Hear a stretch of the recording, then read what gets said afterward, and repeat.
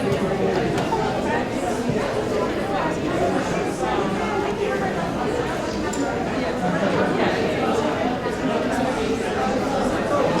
evening. Good evening. I think we're going to go ahead and get started with tonight's program. Welcome, and thank you all for joining us for this year's Talat and Isabelle Othman lecture program in partnership with the Center for Middle Eastern Studies and International House. My name is Denise Jorgens, and I'm the Director of International House. This year, International House of Chicago is celebrating an important milestone, our 90th anniversary. From the day International House opened its doors in 1932, our mission has been to promote cross-cultural understanding, mutual respect, and friendship among students and scholars, and on the part of the people of metropolitan Chicago toward individuals of all nations and backgrounds. Through the International House Student Life Experience and our internationally focused public programming, International House is dedicated to transforming people's lives for a better world. This mission is further extended through the work of the International House's worldwide organization, which is currently a network of 15 houses on 4 continents. We invite you to join us here at International House throughout the coming year for many of our Global Voices performing arts and lecture programs, many of which are live streamed or recorded for later viewing. Information about our programs is available on our new website, where you can also sign up to receive our weekly e-bulletin. On behalf of the Global International House community and the Center for Middle Eastern Studies, I want to welcome you again and thank you for joining us. Now I'd like to introduce Professor Orit Baskin, Director of the Center for Middle Eastern Studies, to begin tonight's program. Thank you.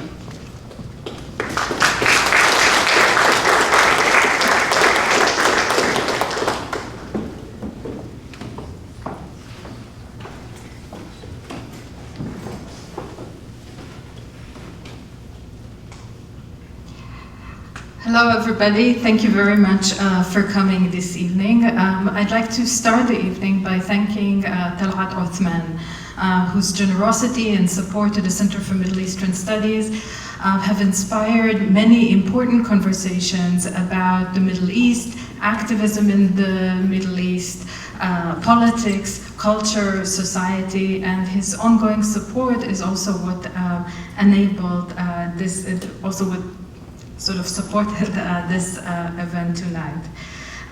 We are delighted to present to you today our speaker, Dalia Hatuqa.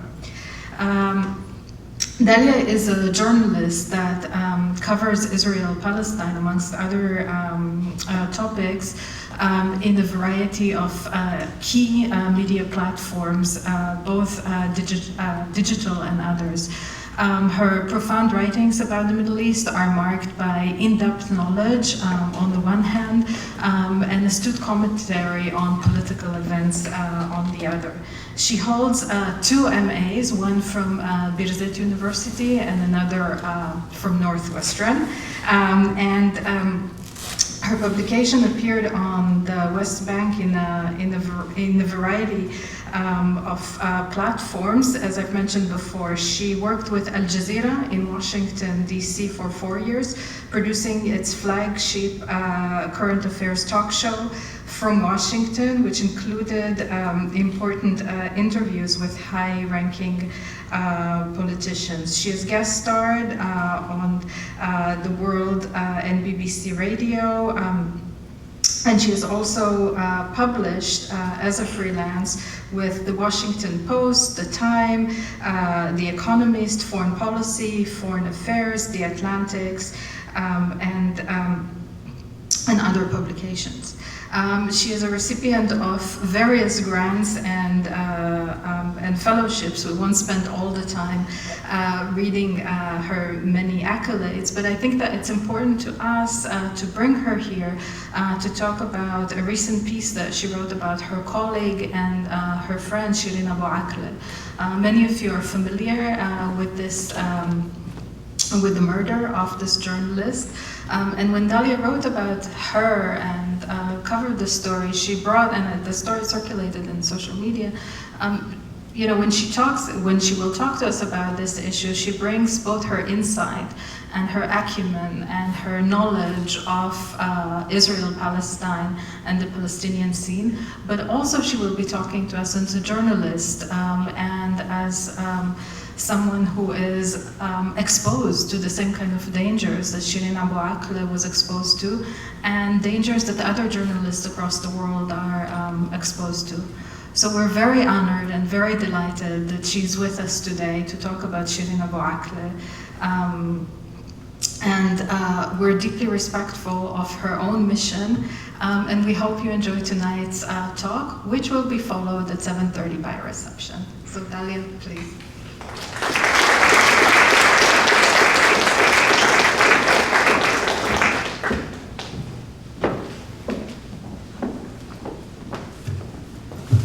Thank you so much, Orit. I want to thank the University of Chicago and the Othman family and everyone who helped bring this event together to ensure that Shireen remains in the public discourse and that her story does not get swept under the rug as Israel would want. I want to start off a little bit about my relationship with Shireen and to explain how we had met. So in my 20s, Shireen's name, you know, she was a rising star. She was a mainstay in our home in Ramallah. So when the Intifada broke out towards the end of 2000, she was the face of war and peace. She was a fixture in every Palestinian living room as she told stories of Israel's invasion of the West Bank, the mass killings, the destruction, the home demolitions. So much so that when Israeli forces slapped curfews on us in 2002, I remember they would go around using the bullhorn of their jeeps, and they would mimic her closing lines, and you know, for her stories, and they would go, you know, something along the lines of like, "Stay inside. This is Shireen Abu Akleh, Al Jazeera, Ramallah." As a journalist, Shireen was very cool, calm, and collected. Even when Israeli tear gas was raining down on her or when bullets whizzed past her. But you know, she was very careful. She was aware of her surroundings.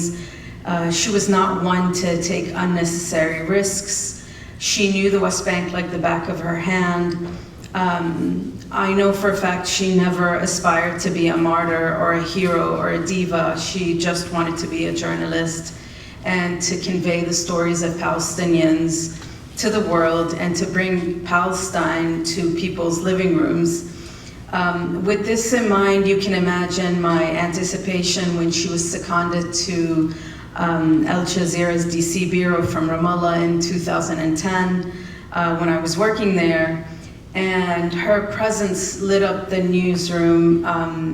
But the funny thing is she left that commanding presence aside as soon as the cameras were switched off. And to my surprise, there was this fun-loving girl with an infectious laugh who wanted to go shopping, and she wanted to dance the night away.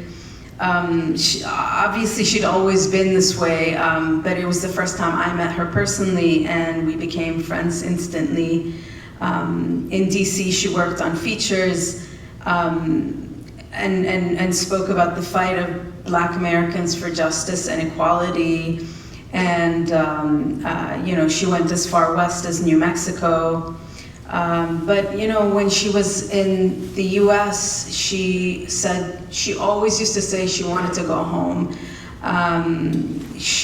Her heart was always elsewhere back in Palestine. It was in the alleyways of Jenin, in people's homes in Nablus, at the Church of the Nativity in Bethlehem.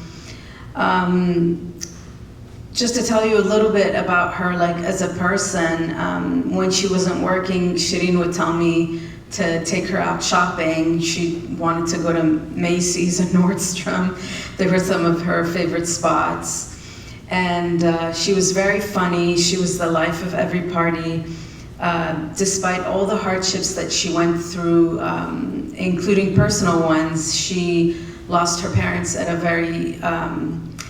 a younger age, but she was still a free spirit who loved to joke. And covering Israeli atrocities in Palestine never broke her. It never stopped her from appreciating and enjoying life.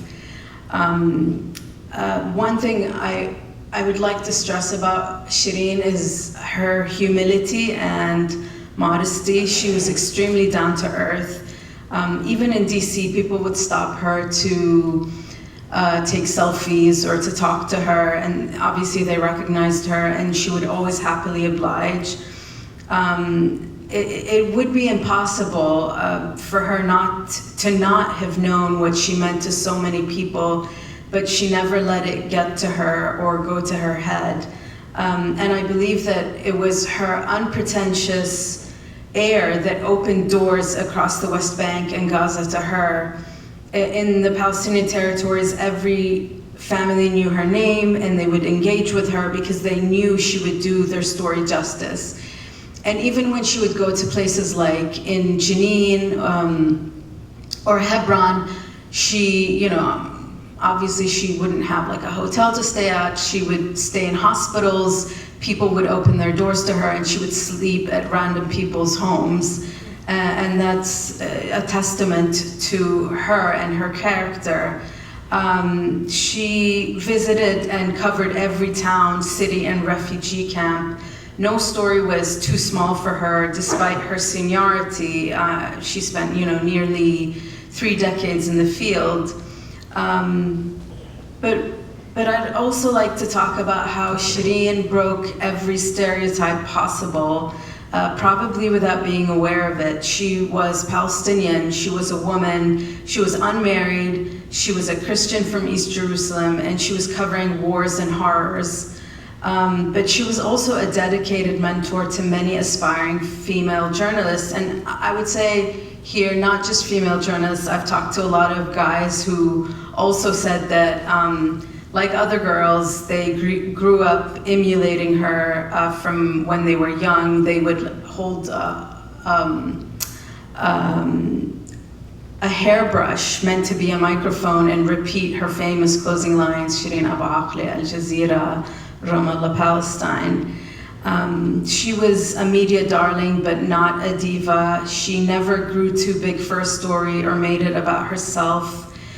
She knew Jenin like the back of her hand, and so when an Israeli raid took place on May 11th, she left home that morning to cover it, thinking she'd be back the next. And she was a veteran of conflict journalism, always careful, always wearing her helmet and her blue flak jacket that had the word press on it. She did everything she was supposed to do as a journalist to mitigate risks while doing her job, but she still didn't make it out of Jenin refugee camp alive that day. A bullet struck her in the back of the head in those few inches that wouldn't have been covered by her protective gear. I'd like to talk a little bit also about the fact that Shireen was American. Considering, you know, we are in America right now, and a lot of people didn't know this about her before she was killed, that she was a dual citizen. She had to hide it because of the fact that had the Israelis known, they would have taken away her Jerusalem ID. So she always kept it hidden. She didn't tell a lot of people.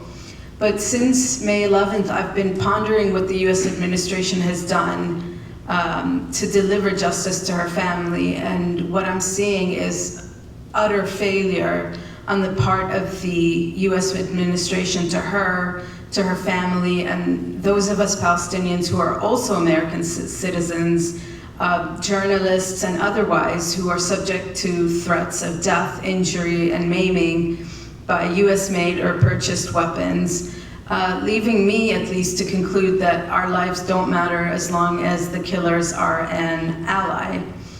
And this also makes me think of Omar Assad, the 78-year-old Palestinian-American man who died in January following his arrest by soldiers in the West Bank. He died when soldiers stopped his car, blindfolded him, bound him, and led him away to a building under construction. He was found dead in the building after the soldiers withdrew, and he had plastic zip ties around one of his wrists. And his family never got justice for his death. I believe the Israeli military responded by merely demoting 2 officers and berating their commander. As deep a commitment as the US has to Israel's security, it has an even greater obligation to the safety and security of its own citizens. The State Department said as much earlier this year when it called for a thorough criminal investigation into the death of Omar Assad. And the killing of Shireen as she went about her work as a journalist appears no less criminal. But the fact that the reason that the Israelis act with such impunity, I believe, is because, unfortunately, the United States has taught them that they can do that. This is my particularly grim conclusion as a Palestinian-American journalist. I feel like I can't trust my own government to protect me. I've never once been in the field and thought, oh yeah, you know, my passport will be able to do something for me. And that's especially true when I returned from abroad to the West Bank via Jordan, because ultimately when I cross Allenby Bridge, and that's the crossing between Jordan and the West Bank, I'm Palestinian first and foremost. My American passport is not recognized. I believe that the Biden administration still has the opportunity to declare definitively who killed Shireen and turn her case into a deterrent for those who might otherwise have little compunction about murdering members of the press. And unless the US is willing to act on its own words about accountability and see that justice is served, I think it not only will have failed one of its own, but it will also be sending out a dangerous message to the world that the lives of journalists, even American journalists, are expendable. And this isn't to say that the lives of other journalists who aren't dual citizens is not important. Many have been killed in the line of duty, and this particularly takes me to the case of a similar case, or 2 cases, the killing of Ahmed Abu Hussein and Yasser Murtaja. They were 2 journalists who were fatally shot by Israeli snipers while covering the Great March of Return protests in 2018 in Gaza. Yasser Murtaja, for those of you who haven't heard of him, he was a Palestinian journalist. He was killed by an Israeli sniper in April 2018. He ran a small news agency, and he did a lot of documentaries about refugees. And like Shireen, he was wearing a vest clearly labeled press. And like with Shireen, the Israeli military promised to investigate the killing only after an international outcry. But in the days after his death, Israel did what it did with Shireen as well, which is to muddy the waters. And they claimed that Murtaja was somehow a senior Hamas operative. They never provided evidence for the allegation, and his case was swept under the rug. And 4 years on, Israel's military investigation has offered few answers. When asked to clarify, the Israeli army said in a brief statement that Murtaja's death was investigated by a military body known as the Fact-Finding Assessment Mechanism. The findings were then passed on to military prosecutors who determined that no suspicion was found of a crime having been committed, and they closed the case, and no indictments were brought. There's also, as I'm sure a lot of you recall, the Israeli air raid that destroyed Al-Jalaa building, which housed offices by Al Jazeera and the Associated Press in May 2021, and nothing came of that investigation either. We still don't know why they bombed that building, except for the fact that there were journalists. They weren't physically there, but they housed, a media outlet. All of this is to say that Shireen's killing is not an isolated incident. I believe that Israel targets Palestinian journalists and Palestinian media infrastructure, all with impunity. Nothing ever came of any investigations into their killing or into the targeting of the building housing the media outlets. And like I said, this isn't just about dual citizens. More than 40 Palestinian journalists have been killed since 2000.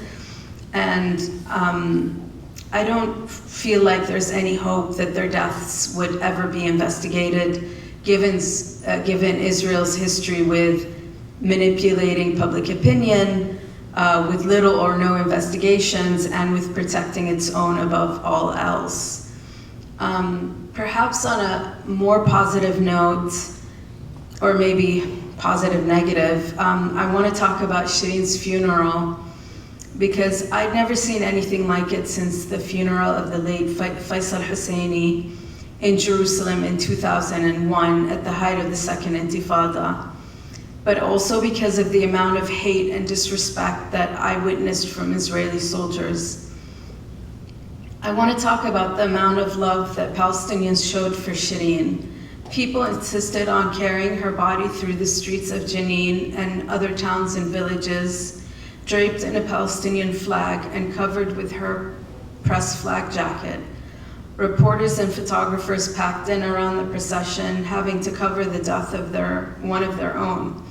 The same day, in a version of a scene that has played out with disturbing regularity in the occupied territories since 1967, Israeli forces stormed into the Abu Aqle home in Jerusalem, where mourners had gathered. They assaulted a number of people and they tore down Palestinian flags.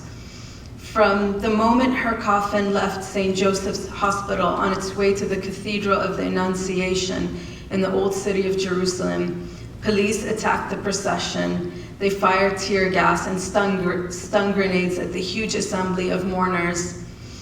They beat the pallbearers, and I'm sure a lot of you saw the pictures of that.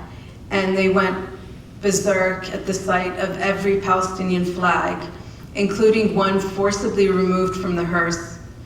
With so much fortitude, her coffin was somehow kept aloft by men who had come to ensure that she would be buried with the same dignity that her reporting had extended to them.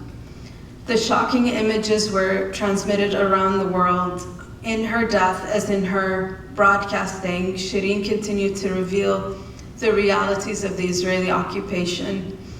When the procession, brutalized, at last arrived at the cathedral, Israeli police demanded to know the faith of individual mourners, refusing Muslims entry in an effort to abort what had become an unmistakably national commemoration.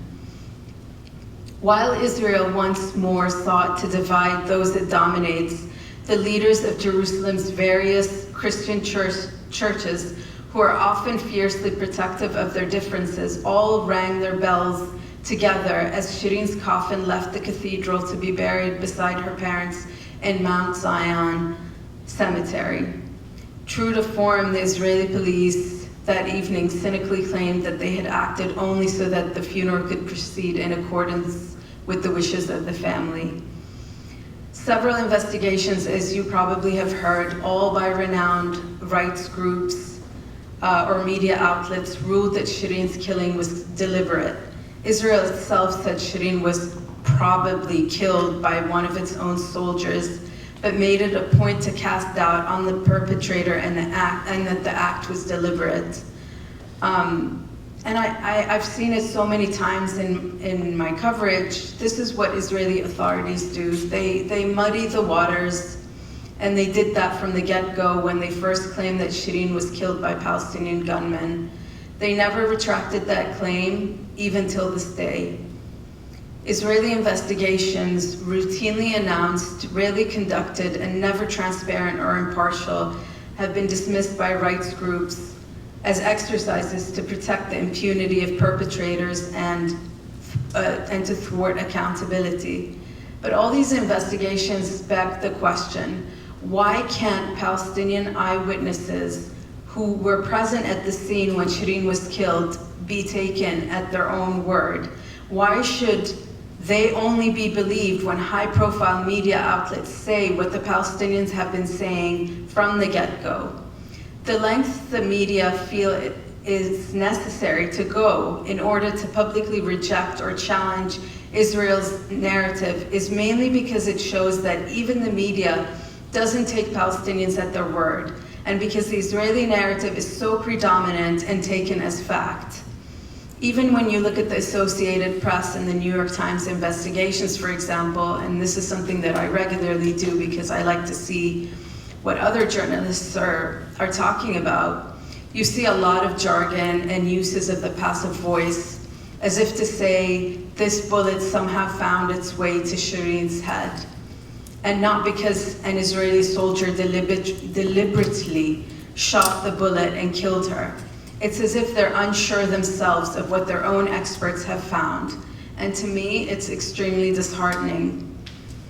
In conclusion, I want to say that sadly, it feels like there will be no justice for Shireen under the prevailing circumstances.